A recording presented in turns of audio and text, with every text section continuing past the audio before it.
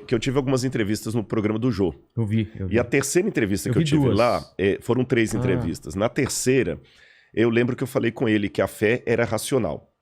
Aí ele falou, essa foi a maior antifrase que eu já ouvi aqui no programa. Total, né? E eu falei com ele, olha, é porque se a fé não for racional, não é fé, é fideísmo, ou crendice. Ou seja, o Machado de Assis falava de um personagem de Rubião, Quincas Borba tinha o Rubião, que era um personagem que ele dizia o seguinte, Rubião era mais crédulo do que crente. Então, às vezes, é uma diferença do que crente. Qual é a diferença? O crente, apesar do jargão popular pensar diferente, o crente é aquele que acredita porque ele tem evidências para crer daquele jeito. O crédulo é um ingênuo, é aquele que tem a fé por amor da fé. Ele acredita em qualquer coisa. Qualquer coisa... Você tá entendendo? Tá. Então eu aproveitei esse lance, e é um livro que eu já estava escrevendo. Esse livro é mais na área filosófica. Eu trato de questões, por exemplo, ali, se Deus existe... e é todo amor e todo poderoso, por que criança morre de leucemia? Tem guerra. Exatamente. Pandemia. Então falo de muita coisa. Será que dá para acreditar em Deus e na Bíblia? É uma linguagem assim que eu falo bem da filosofia, que é uma das minhas áreas também. Falo um pouco da pós-modernidade. Numa linguagem mais descontraída. Tem um capítulo que eu falo decifrando Homer Simpson. Que eu faço uma análise sociológica do cidadão de hoje.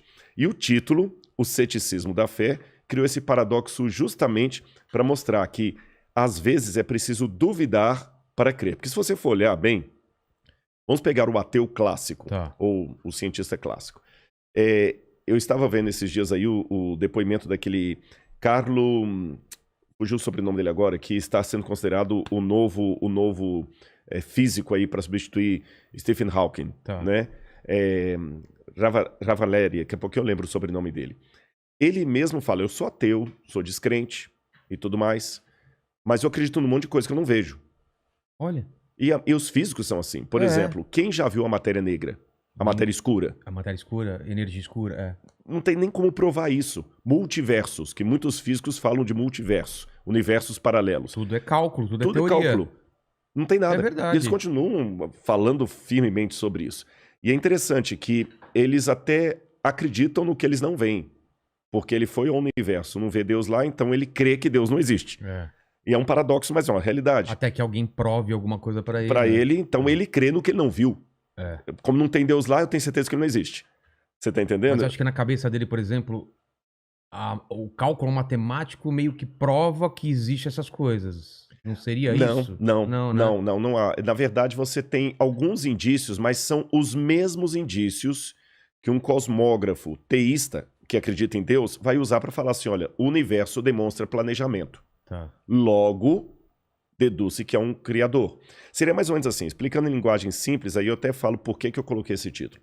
Vamos supor que eu chego aqui no seu estúdio, que aliás, muito legal. Eu já tirei foto aqui, cara, psicodélico demais. Tem muito muita bacana, coisa, viu? Muita cantinho. Não, esse chimpanzé aí, se fugir, se sumir. É você que levou. Eu tô sabendo. Ele tá descolando aqui, ó. Suponhamos que tivesse aqui, entre o seu acervo aqui, no chão aqui, uma latinha com comida de cachorro. Eu não vi o cachorro. Mas eu posso deduzir, senhora, o Vilela tem algum pet de casa aqui. Algum cachorro. Eu falo, mas você viu o cachorro? Não, mas eu tenho indícios que tem um cachorro aqui. Entendi.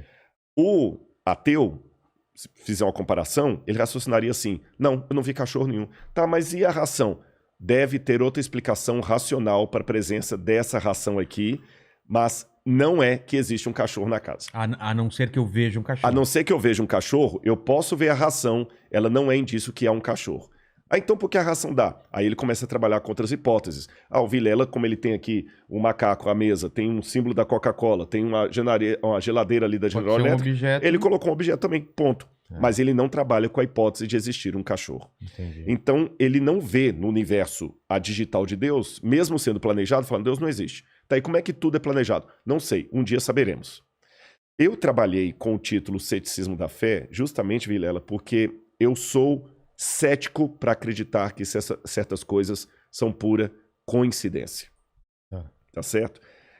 O universo é tão bem montado, os próprios físicos dizem isso, do nada, nada se faz. Então, se tudo começou um dia, o Big Bang, né, Lemaitre... O que tinha antes? O que tinha antes? Agora, esse novo cosmólogo já está trabalhando assim, não, talvez antes do Big Bang houvesse um outro universo que nós somos gerados por ele. Mas esse talvez é uma coisa especulativa, que eu nem posso chamar de filosófica. É especulativa total, porque não existe indício nenhum disso. Quando o George Lemaitre, que era padre, por incrível que pareça, desenvolveu a teoria do Big Bang, na época de Einstein, eram amigos de Einstein e tudo mais, o que eles disseram? Esse é o que é clássico sobre o Big Bang e que está mais próximo de ser comprovado. Em primeiro lugar, o universo teve um começo. Esse universo que nós acreditamos teve um começo. E antes do universo, não havia nada. Nem o tempo, nem o espaço, nem a gravidade, nem a energia, não havia nada. Era o zero absoluto. Isso. A incógnita é a seguinte: do nada, nada se produz. Ex nihilo, nihil fit, diziam os latinos. Se não havia nada, por que hoje há algo? É uma pergunta que já vem desde Parmênides. Por que existe algo ao invés de nada? Eu sou cético demais para acreditar que do nada pode sair tudo. É mais sensato para mim acreditar que existia uma causa primeira, para citar o Aristóteles aqui, essa causa primeira que deu origem a tudo que existe e ela mesma não pode ser dimensionada ou delimitada pelo tempo, pela gravidade, porque essas coisas partem depois dela. E a teologia vai chamar essa causa primeira de Deus. Tá certo? E alguns falam, não, eu acredito em qualquer coisa, menos Deus. Eu prefiro acreditar na possibilidade de ter tido um universo anterior ao nosso. Tem aquela teoria do efeito sanfona, né? Ele vai se expandindo, depois contrai, explode, etc. Só que quais são as evidências científicas para isso?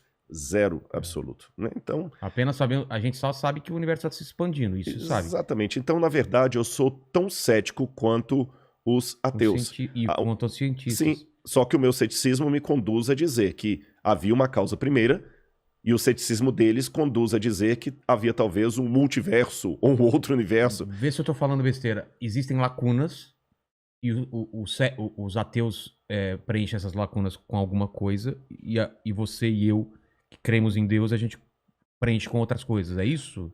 Sim são lacunas. E não, são lacunas. É só que essa frase, o Deus das lacunas, ela acabou... Existe isso? Existe essa expressão, o Deus das lacunas. Não sabia. Só que ela é dita de uma forma pejorativa, sabe? Ela é dita de uma forma pejorativa, como se fosse assim, o crente, o crentez, até para falar numa linguagem bem vulgar assim. Não tem explicação, assim, não tem explicação, é Deus. Ponto, não tem explicação, é Deus.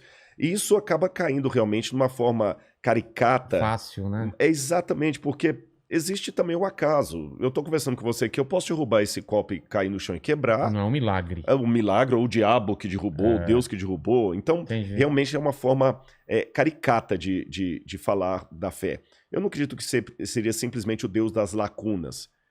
É a lógica que me permite preencher essa lacuna com uma hipótese, que a minha hipótese é a hipótese teocêntrica, a hipótese de Deus.